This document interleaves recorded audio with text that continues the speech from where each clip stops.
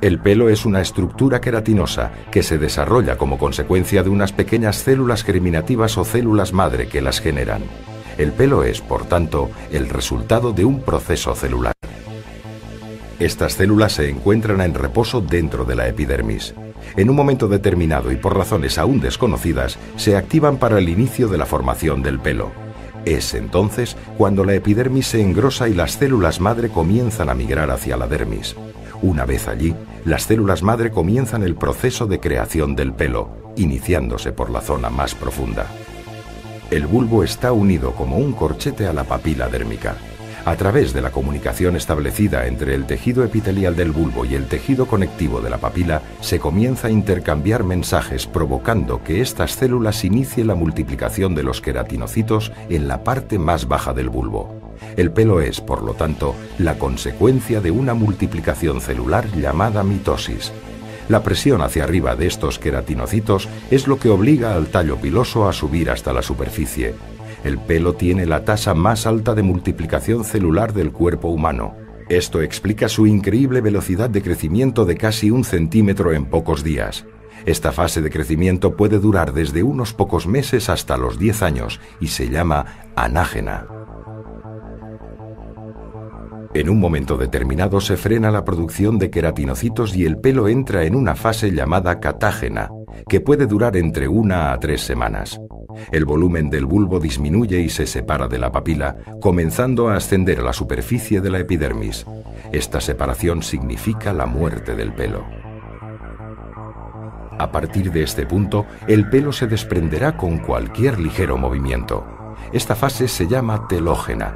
Durante dicho periodo, la papila abandona las profundidades de la dermis y permanecerá durante varios meses en una fase latente o de reposo. Pasado cierto tiempo y ante un estímulo aún desconocido, se restablecerá la comunicación entre el bulbo y la papila y comenzará un nuevo ciclo del pelo.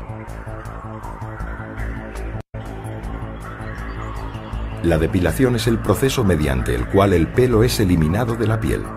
Tal y como acabamos de ver, las células germinativas son las únicas responsables de la aparición y el crecimiento del pelo, por lo que si en la depilación estas células son destruidas, el pelo nunca más volverá a crecer. Hablamos entonces de depilación permanente o definitiva. Por el contrario, si solo se elimina el pelo y las células permanecen inalteradas, el folículo piloso crecerá de nuevo, como consecuencia de que estas células, pasado un tiempo, volverán a generar queratina y vello. Estaríamos hablando entonces de depilación temporal. Veamos algunos casos de depilación temporal. En el rasurado, por ejemplo, lo único que se realiza es un corte de la parte exterior del pelo, por lo que el resto permanece inalterado y, por supuesto, las células continúan vivas. Pasadas unas horas, el pelo vuelve a salir a la superficie.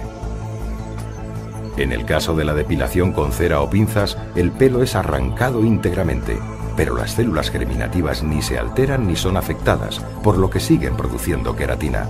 Después de unos días, el pelo es visible de nuevo. La depilación permanente solo será posible, como ya hemos comentado, mediante la eliminación de las células madre, pero ¿cómo conseguirlo? La única manera científicamente probada hasta ahora es a través del calentamiento del pelo, que actúa de conductor térmico por encima de los 60 grados, temperatura que hace que se degeneren las células germinativas que están en contacto con la base del pelo. La cuestión radica en cómo calentar el pelo, durante cuánto tiempo y a qué temperatura. ¿Cómo calentar el pelo? El pelo se puede calentar gracias a una sustancia propia llamada melanina, un pigmento que hace en función de su mayor o menor cantidad que el pelo sea más o menos oscuro o moreno. Pues bien, la melanina, además de otorgar el color al pelo, se caracteriza porque es capaz de absorber un determinado tipo de luz y transformarla en calor. Si la melanina se calienta, el pelo se calienta. Este pigmento no aumenta su temperatura con cualquier luz. Solo lo hace con luz roja pura o lo que es lo mismo, con un láser de diodo. Es importante distinguir entre luces pulsadas y láseres. Las luces pulsadas son de diferentes colores y todos ellos juntos. En este caso, la melanina solo absorbería la parte roja, por lo que el pelo se calentaría muy poco. Los láseres, por el contrario, emiten un único color. El láser de diodo es el que genera la luz roja pura, y por ello la melanina absorbe toda la luz y el pelo se calienta correctamente. Ahora que sabemos cómo se puede calentar el pelo, es esencial determinar qué temperatura tiene que alcanzar y durante cuánto tiempo. El folículo piloso debe ser calentado como mínimo a 60 grados y conseguirlo en un tiempo inferior a los 30 milisegundos. De esta manera, el pelo y las células se destruyen sin que el tejido que lo rodea se vea afectado. Esta es la llamada teoría de la fototermólisis selectiva. Si no se logra que el pelo alcance al menos esa temperatura y durante ese tiempo, los resultados no son efectivos. Por eso, solo los equipos con potencia y que disponen de unos parámetros muy determinados son los que lo consiguen. La energía necesaria para este proceso es muy alta y por ello se precisa necesariamente de un sistema de frío que proteja la piel.